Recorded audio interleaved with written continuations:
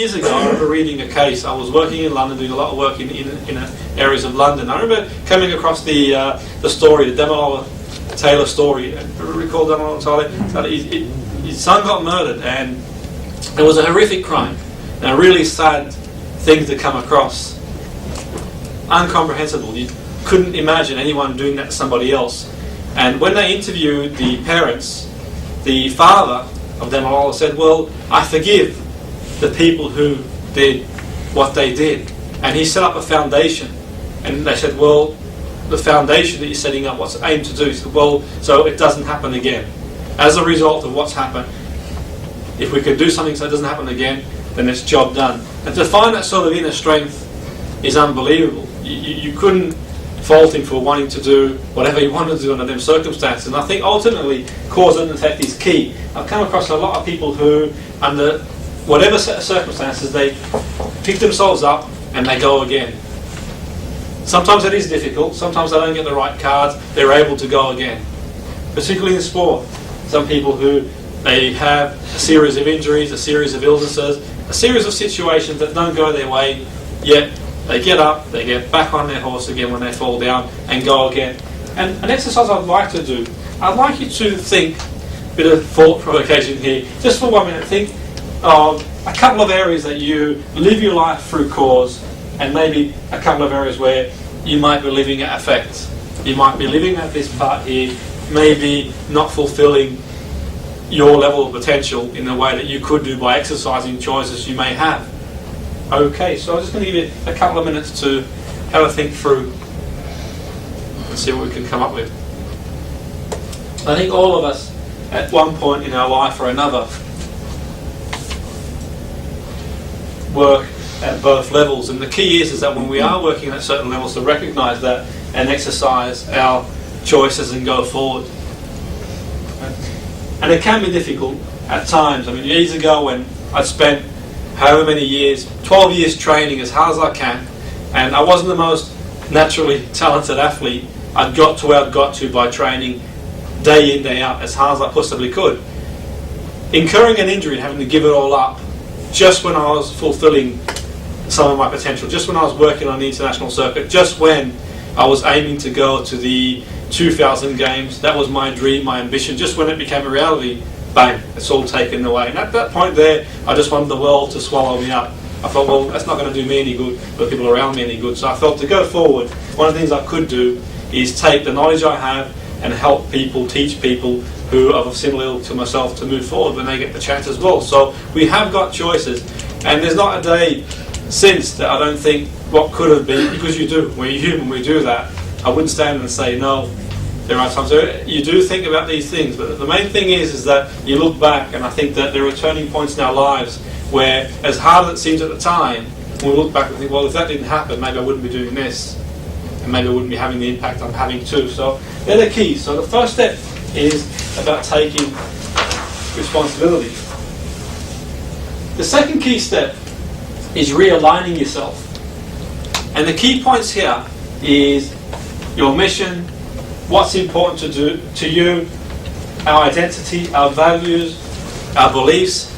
And we're just going to touch on this shortly, because a lot of people set themselves goals and live their lives in a way where they think, okay, I'm doing what somebody else's dream is, I'm doing what somebody else thinks is right for me. A perfect example is working in sport, where you're working with young performers and they've got parents who have wanted to become top sports people, and they're sending their kids across to the academies we've got, telling them, yeah, how's he getting on, how's he doing in training, and putting so much pressure on the children to become what they want them to be. And in the end, they don't really want to be there, they don't fulfill their potential. And realigning ourselves is key, it's really important to success. When I was working at a well-known football club in the area, I used to take students on work experience. I used to bring them along, come along on work experience, you're more than welcome to come along. They were from John Moore's Uni and in and around the area. And on one particular occasion, that one stuck to mind. A lot of them would come and go, they'd see the reality of football, what it was like, and they'd move on. One of them stuck to mind because he was adamant he wanted to have a career as a coach in the game. And he'd been studying, he'd done his degree in football science, and he wanted to land a coaching job. I said, okay, you've got the opportunity. You've got a week in the life of a club. At the end of this week, you never know, there might be a potential opportunity for you, albeit I'm not going to sell the program as any potential opportunities for you. It's about you coming along and getting as much as you can. So he turns up, bright, high, bushy tail, ready to go, and he made a statement at the time that I haven't forgotten. And he said, well, I've got a lot of work on at the moment, and it centres around doing his university. Once I've done that work, then things are going to become easy. I'm going to get the job I want, and it's all smooth sailing. I said, okay, that's fine.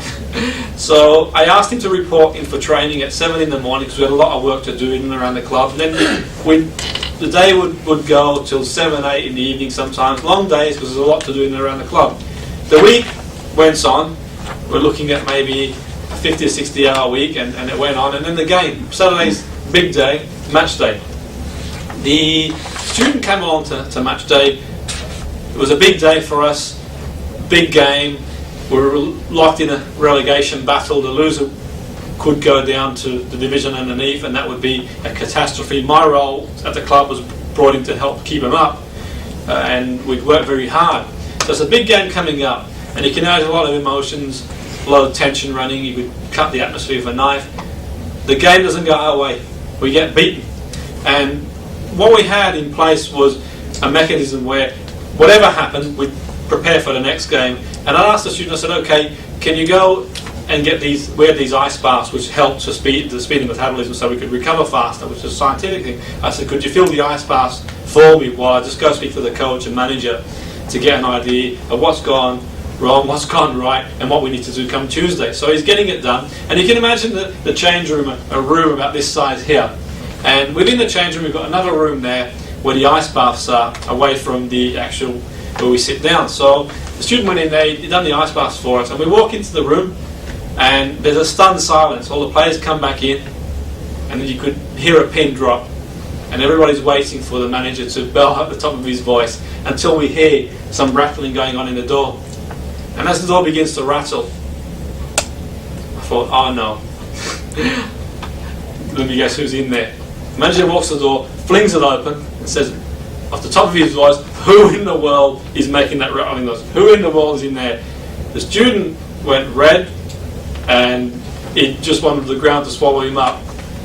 And as he's making his way for the exit, the manager says, no, you're staying in here, nobody leaves. The manager, at the top of his voice, gave the team a good telling off, as they say. And having done that, we all walked away, fine. We go again, we get ready for Tuesday or Saturday, we've got another big game.